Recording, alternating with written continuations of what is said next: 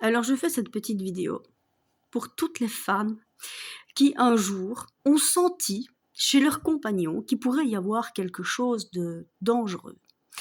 Alors, Jordan, comme vous le savez, Jordan, c'était un sadique, tout le monde le sait, mais il y avait chez lui quelque chose qui aurait pu le laisser porter à croire qu'il pourrait se permettre d'être violent. Ça se sent, ça se voit, ces choses-là.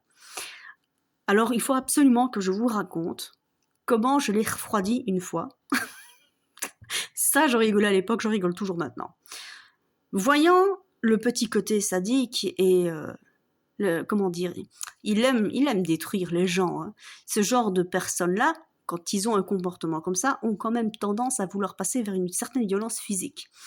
Et franchement, il y a eu une fois, en me séquestrant chez lui, il m'a fait des marques au bras en essayant de me retenir.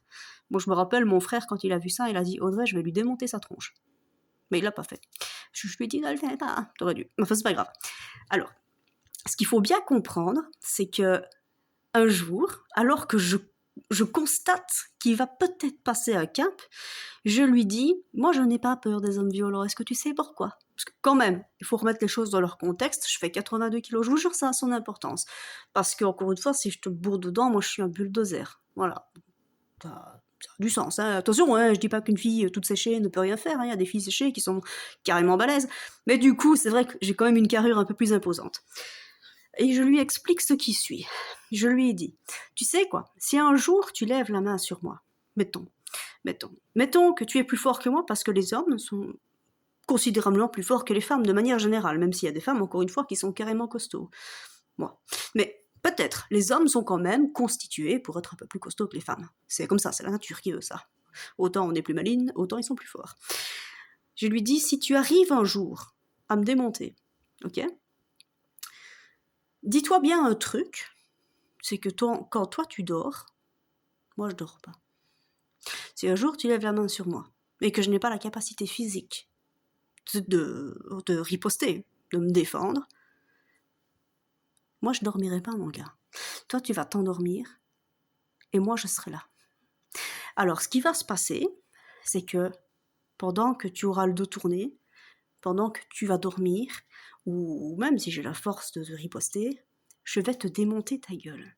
Je vais prendre un malin plaisir à te détruire. Je vais tellement te niquer ta race que tu vas te retrouver en fauteuil roulant. Tu sais ce que c'est un fauteuil roulant? Je lui ai dit. Et je vous garantis que pendant que je lui expliquais ça, le mec était là.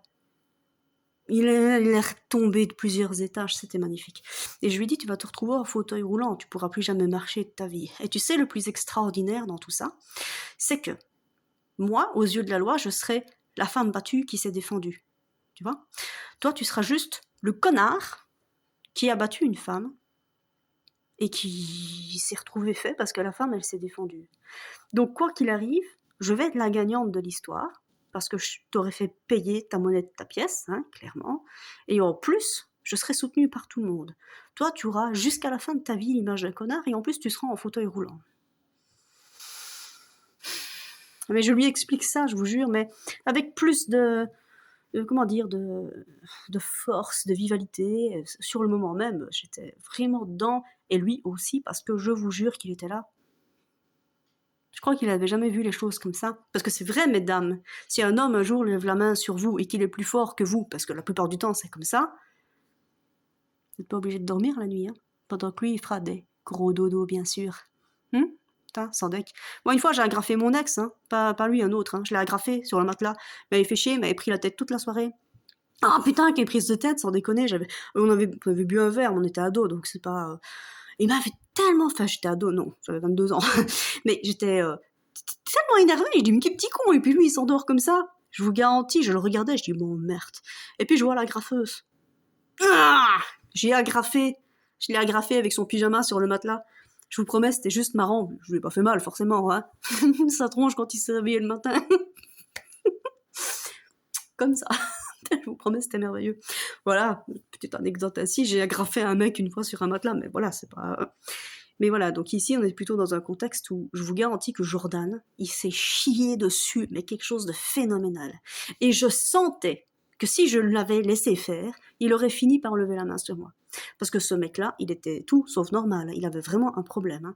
Je vous garantis, le gars, il m'a fait des bleus une fois, en essayant de me retenir parce qu'il m'avait encore séquestré et que je lui dis je vais te défoncer, ouvre-moi la porte. Tu vas mourir, tu te rends pas compte. Tu te rends pas compte, c'est un truc de fou, faut pas faire ça, faut pas faire chier les gens comme ça. Et alors, il m'avait retenu par le bras et j'avais deux marques bleues. Et... il a failli se faire démonter déjà par mon frère à l'époque. Voilà. Alors, juste pour le fun, comme ça vous le savez, mon frère s'appelle Jordan.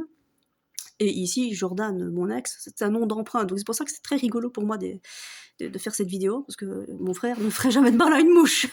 Donc voilà, je me dis, je vais vous raconter cette petite anecdote pour vous expliquer comment ça va.